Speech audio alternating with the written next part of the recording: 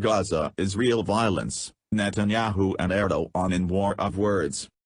Israeli Prime Minister Benjamin Netanyahu and Turkish President Recep Tayyip Erdogan have traded barbs over deadly clashes on the Gaza border.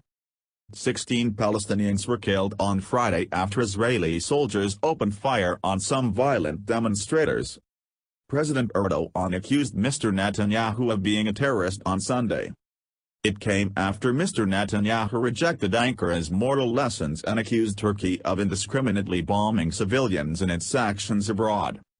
The most moral army in the world will not be lectured to on morality from someone who for years has been bombing civilians indiscriminately, the Israeli leader said on Twitter. Apparently this is how they mark April 1st in Ankara, he added, in reference to April's Fool's Day. He has previously called Mr Erdogan someone who bombs Kurdish villagers in a reference to Turkey's military operations in the Afrin area of Syria. Mr Erdogan had earlier labeled the Israeli response on Friday an inhumane attack. "Hey Netanyahu. You are occupier. And it is as an occupier that you are on those lands. At the same time, you are a terrorist," Mr Erdogan said in a televised address on Sunday. The escalating war of words comes amid growing international criticism of the Israeli military response. Clashes broke out after thousands of Palestinians marched to the border at the start of a 6-week protest, dubbed the Great March of Return. The demonstration comes ahead of the 70th anniversary of the founding of Israel and the exodus of many Arabs, which Palestinians refer to as the Nakba catastrophe.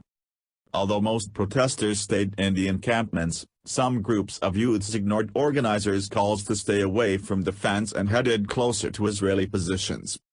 The Israel Defense Forces, IDF, said troops fired towards the main instigators during rioting in which petrol bombs and stones were thrown.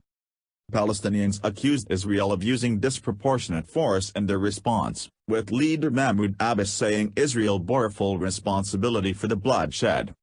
With 16 fatalities, Friday was the single deadliest day in the Israel-Palestine conflict since the 2014 Gaza war. The UN says hundreds more were injured. Israeli military general Ronen Manolis told journalists on Saturday that Hamas, the militant group that controls Gaza, was using protests as a cover for launching attacks on Israel. Israel's ambassador to the UN, Danny Dunn, also blamed the bloodshed on the militant group. The country has rejected calls from international leaders, including UN Secretary-General Antonio Guterres, for an independent investigation into the violence.